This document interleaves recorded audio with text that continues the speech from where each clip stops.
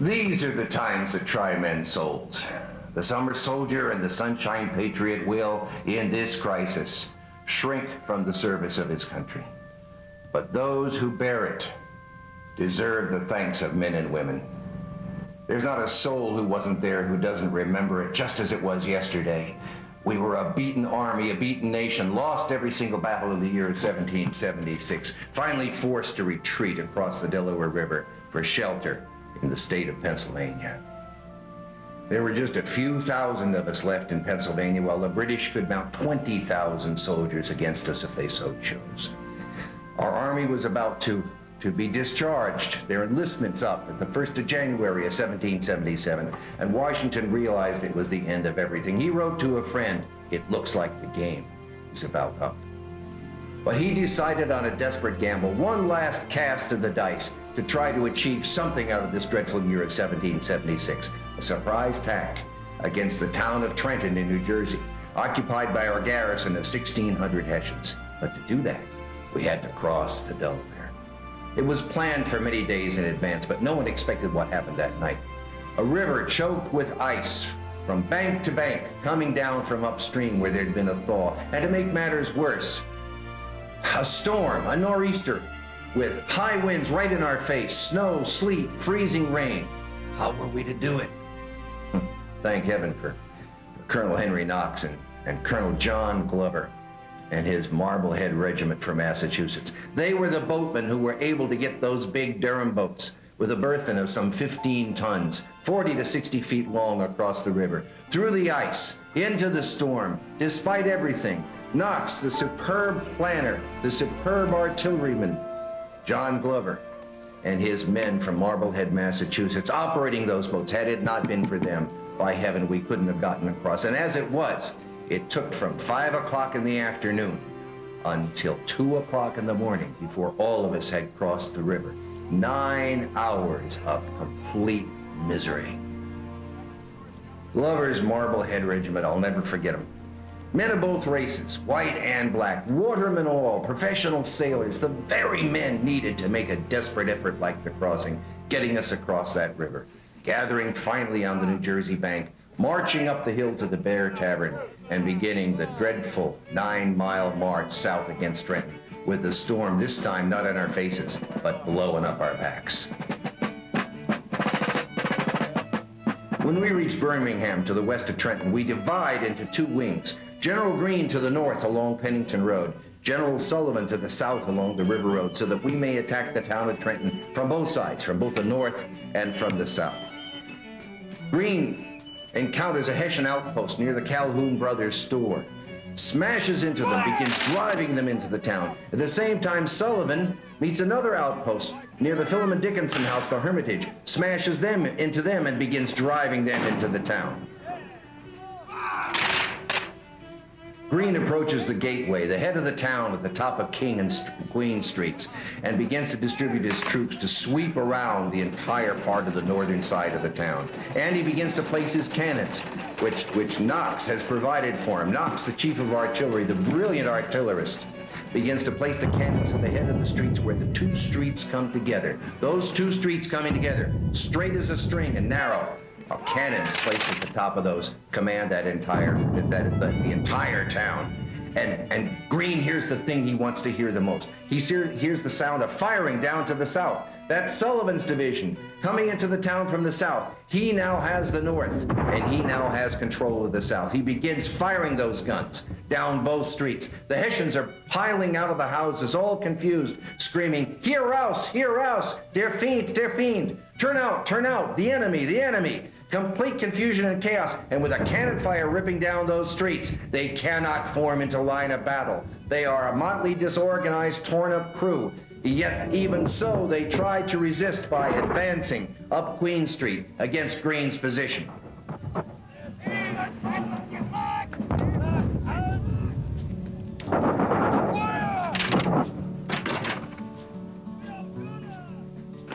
It was easy to tell who the enemy were. The Hessian soldiers in their blue coats with their tall brass mitre caps gleaming in the sun. All of Rahl's regiments wore those tall hats, all three of them. So we knew who we were shooting at, though they sometimes weren't sure who we were with the storm swirling around us, making confusion.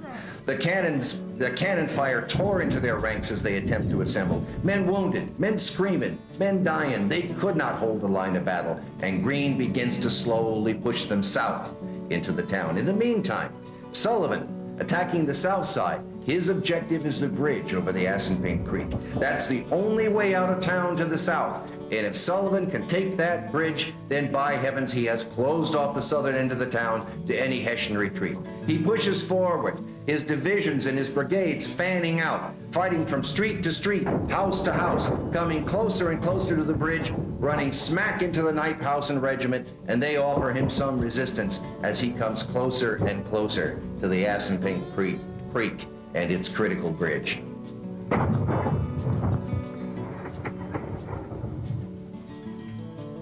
They call us the Continental Army, commanded by General George Washington. We don't look like much of them.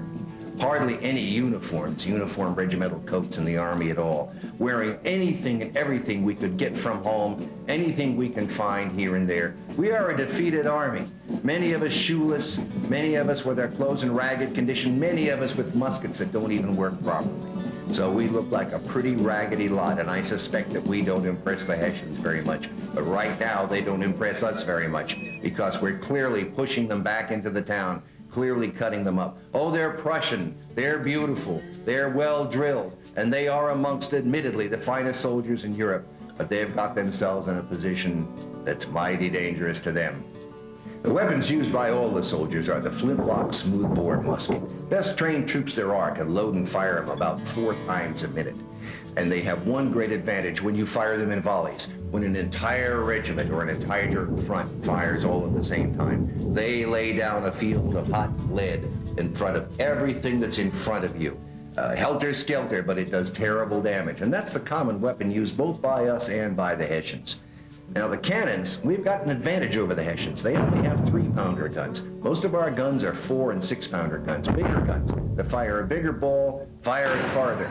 And God bless Henry Knox. He has managed to bring 18 of those large guns on the dorm boats across the Delaware River as part of this attack. That's 3 times as much as a force our size would normally use, because Knox and Washington know very well that the gateway is the place to place the cannons to command the town. General Sullivan from New Hampshire, an experienced military man, commands the Southern Division. Most of his soldiers are from New England and New York, and a few from New Jersey. And he's pushing into the town, fighting from street to street, house to house, pushing against the Hessian Kniphausen Fusiliers, pushing them back towards the bridge. That's Sullivan's goal, capture that bridge. If you capture that bridge, you cut off all escape to the south. Some of the Crown forces are able to escape across the bridge before Sullivan is finally able to force it, capture it, and shut down the town from the south completely. General Greene, he's from Rhode Island. A very, very clever man and a fine strategic soldier. He's fighting against 2 Hessian regiments to the north, the Lossberg Regiment and Colonel Rahl's own Rahl Regiment. And he's pushing them to the west side of the town towards an apple orchard where they reform. And instead of heading for the Brunswick Road, instead of charging through the forces there and escaping to New Brunswick, Colonel Rahl turns around and charges back towards Greene, towards the center of the town. His fatal mistake. The Hessians of the Kniphausen Regiment are concentrating in the bridge area. They're being forced there, compacted together, while Greene is fighting the Lossberg and the Rahl regiments to the north. Sullivan is pushing hard against the Kniphausen's, and it becomes apparent that he's going to be able to capture that bridge and close off all escape. And now the word comes down. A courier brings the news.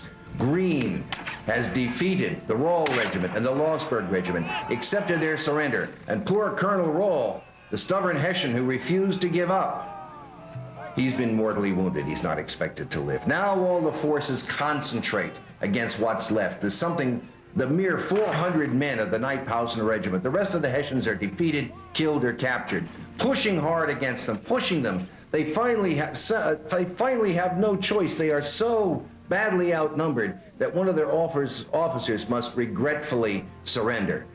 The Hessians stepped forward in surrender, ground their arms, lay their muskets upon the ground, and stepped back. Now they are our prisoners of war. And Colonel Wilkinson receives the sword of surrender and rides up to General Washington to present him with the sword, the symbol of American victory, where there had been nothing but American defeat until the 26th of December in 1776. The Battle of Trenton has been a success far beyond anyone's expectation. Not only have we captured the town, but we've taken more than 900 Hessian prisoners of war and all of their muskets and all of their cannons. But we can't stay. With all these prisoners of war, we must go back across the Delaware into Pennsylvania to secure these prisoners where they can cause us no harm. The word gets to Lord Howe, commander of the British forces in New York, and he is furious. Not only has he lost one of his finest commands, some of his best troops, Colonel Rahl is dead, but this tremendous victory of his for 1776 has been blemished. He will retake the town of Trenton. He mounts an army of 6,000 troops, puts them under the command of his best general, Lord Cornwallis, and they begin to march westward towards the Delaware. In the meantime, a week later, we have recrossed the Delaware yet again. We are back in New Jersey, occupying Trenton when we receive the word that the British troops are coming. Washington realizes he's terribly outnumbered and takes up a defensive position on the west bank of the Assunpink Creek, a dangerous place because now all of his army is focused in a little wedge of land between the Assunpink and the Delaware. If the Crown attacks him from the west, he's trapped by water and he's finished. Washington knows that he's in a desperate position, that he cannot get back to Pennsylvania, so he decides to fight a defensive battle by fortifying the far shore of the Assunpink, digging trenches, digging in his artillery, digging in his infantry to make a stand because there's only one way to get to Washington, to cross the bridge over the Assunpink. And Washington knows this. He sends all of his light troops out to Maidenhead, now the town of Lawrenceville, sends them to Maidenhead to slow down the British advance from New Brunswick. Light troops forming up across the road, stopping the British advance, then falling back to another location from the Assunpink Creek, forming up another line of defense, always slowing them down, delaying. Washington wants Cornwallis to arrive as late in the day as possible so that whatever battle takes place along the banks of the Assunpink will take place as close to nightfall as possible. Colonel Hand, who takes command of the light troops, succeeds. It's a brilliant delaying tactic, a perfect infantry screen, slowing the British down as they come into the town, finally reaching the gateway, where Hand makes a stand. He stops, lines his troops up, and they begin to fight back hard this time, not just delaying against the British. He wants Cornwallis's troops to think that Washington has fortified the town to slow them down further, so that they will form into line of battle and take the time that it takes to do that, delaying them. And then, just as the battle is getting pitched and Hand is in desperate danger, Hand begins to retreat down Queen Street. Retreating, turning, firing, retreating, turning, firing. These light infantrymen, the riflemen from Pennsylvania, the light infantry troops from New England, turning and firing, slowing the British advance. Washington sees that Hand is in desperate trouble, and he sends Hitchcock's brigade of New Englanders from the far side of the Assunpink across the bridge, running up Queen Street to bolster Hand. Hitchcock now takes the brunt of the battle, while Hand's troops, exhausted from the hard fighting of the Long March, literally run to the bridge, run across the bridge to the safety of the American lines. Now Hitchcock delays the British, giving way before them, but turning and firing at every possible opportunity until they too must run across the bridge, and the British finally realize they've been tricked. The real battle will take place on the banks of the Assunpink Creek. Now all of Washington's forces are gathered on the far side, the south side of the Assunpink Creek. His artillery concentrated around the bridge, so that if the British attempt to force the bridge, his greatest firepower will be focused right there. The British begin to come down now, approaching the bridge, but they don't attack. They form up. They create lines of artillery to pound Washington. They organize their divisions into various groups because a decision's going to have to be made. And that decision is this: who will have the post of honor? Who will be the troops who attack the bridge and attempt to get across to attack Washington? The logical choice from military terms are the Hessians. They were the ones who were most insulted by Washington's victory at the Battle of Trenton, and they plead for the honor of war to be the ones who will attack the bridge. The day is growing late. The sky is growing dark. Exactly what Washington wanted.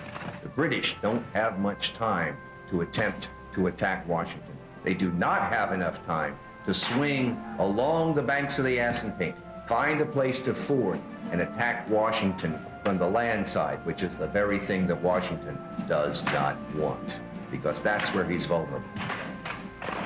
As the Crown forces are forming up, a curious and tragic event occurs. The Reverend Jonathan Rosbrook from the Forks of the Delaware in Pennsylvania, not only a chaplain, but also a captain commanding a company of Pennsylvania militia, has somehow been delayed in the town. He's on the wrong side of the bridge. He attempts to head for the bridge, but it's too late. The Americans have already begun to fire across the bridge to harass the British. He now proceeds to go up the Assunpink Creek, looking for a place where he can ford, where he can walk through the water without drowning. Too late. Too late.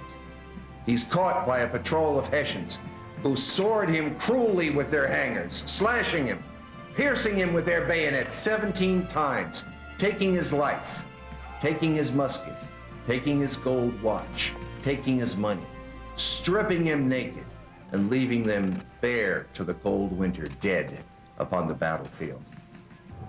The post of honor will go to the Hessians. They will be the ones to attempt to capture the bridge. They form up, form their lines, prepare to volley and charge with the bayonet, and advance against the bridge into the mouth of hell. The cannons across the river in Washington's command are relentlessly pounding them with artillery fire. Whole regiments on Washington's side of the bridge are firing volleys into their ranks. They make it almost across the bridge when they are stopped by a rain of hot metal coming from the Americans. They must retreat and reform. The Hessians reform again for a second attempt. A second attempt against the bridge, with the same determination, though they've suffered serious losses. They form up again and begin the same process of attacking the bridge, but this time they are met by the same rain of hot metal. They do not even make it halfway across the bridge before they're beaten back and forced to reform again. The Crown forces form again for a third charge against the bridge. The sun has set. It is growing dark. It's not like today where we have lanterns to light the streets of our town. When the sun sets, the town goes pitch black. No one can see anything. You cannot conduct a military operation in pitch darkness. The Crown forces know this. Nevertheless, they form up and again attempt to assault the bridge, this time barely making it to the foot of the bridge before the hail of hot metal from Washington stops them in their tracks and forces them to retreat. Now Lord Cornwallis holds a council of war. Should he attempt another attack even in the pitch blackness? No, no, no. His people advise him during the night, move upstream, up the Assunpink Creek, find a place where we can ford and attack Washington's bare exposed flank. Cornwallis nods and agrees and says to his officers, "Tomorrow we'll bag the old fox." Cornwallis never does. No, because the old fox isn't there. Washington, why Cornwallis calls him the old fox, I'll never know. Cornwallis is older than Washington, who's only 44 years old at this time. Washington knows of a new road that has been cut through to the Quaker settlement of Stony Brook. And during the night, he's going to keep his bonfires going along the Assunpink Creek, but pull his army out and move along that new road to attack the British rear guard of 3 regiments posted at the town of Princeton on the following morning of January the 3rd, 1777. The following morning, January the 3rd, 1777, finds Washington involved in another pitch battle, this time against the brigade under May Hood, which has been posted as a British rear guard at Princeton. And again, after a short, sharp fight, the British being frightfully outnumbered. It is again another American success at arms. Imagine, in a period of only 10 days, Washington has achieved 3 dramatic victories against the Crown forces after losing every other battle in the year 1776. And it turns everything around. From being a defeated nation, we are a nation with hope. Old soldiers re-enlist. New soldiers come to the colors. If we can keep our army alive and in the field and never give the British any rest, we have a chance to gain our independence. The 10 Days Campaign, the battles at Trenton, have been the salvation of the cause of American independence.